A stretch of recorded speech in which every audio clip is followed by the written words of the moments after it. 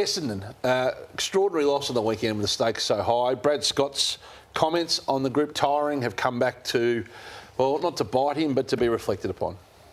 Yeah, it's probably the first time this year where I thought our young mids looked just a bit tired and a bit flat. Who knows why that is, but that's the way it certainly looked to my eye tonight.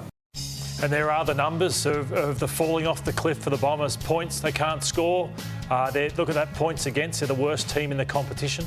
Not defending whatsoever, Hutchie. So you've been critical of Brad Scott's comments. Is that franked further now? Well, no, I felt it at the time. Yeah.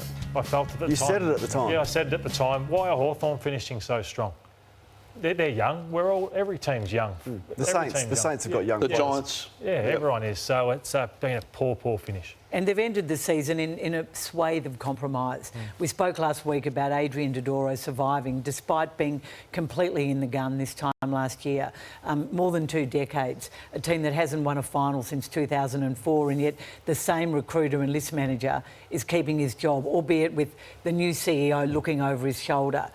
Kevin Sheedy was really critical of the coaching appointment, but we're going to manage him and keep him on the board anyway. I just feel that the Essendon have probably ended this year, and you were so excited about them after that Adelaide win. We all were. They were so impressive that day at the MCG, and it's been dreadful ever since then. And I just feel a bit for Brad Scott that I think it's insulting to him to keep Sheedy on the board after what he said. I don't care what anyone says. I think it's insulting to many people that they're not making any moves in recruiting and list management after so many failures. Well, it's up to him now to do what he wants, I suppose.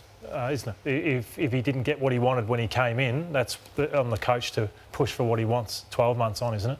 It's his time to step up if he wants it. Yep. And Hogan's performance in that game. He shouldn't have to step up for some of those things, in my view. Yeah, I think from a statistical point of view, it was one of the best games you'll ever see in this modern era. 24 disposals, 17 marks, 9 marks inside 50 and 9 goals won. So well done to Jesse Hogan and well done to the Giants. It'll be all on Essendon and how poor they were, Kane, but it's a big performance. Yeah, good senior numbers. Yeah, it is. It was one of the all-time performances. I didn't like this from Brad Scott because I was really I applauded his take on Jake Stringer and making him earn his spot, but this was alarming after the game.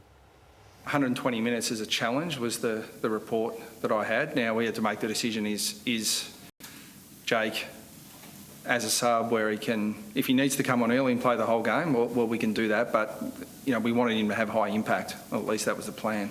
Yeah, I'm not sure what sort of spell Jake Stringer has over the club. If he's not fit, don't play him. It sends a shocking message to the rest of the playing group. And just very quickly, Tony Shepherd's last home game as chairman, the founding director, chairman of that footy club. I just thought it was really poor that only Andrew Demetrio, the former AFL CEO, went to honour him in that game.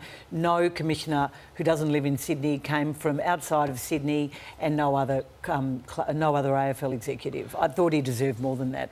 But well done to Tony Shepherd because they've had a good innings.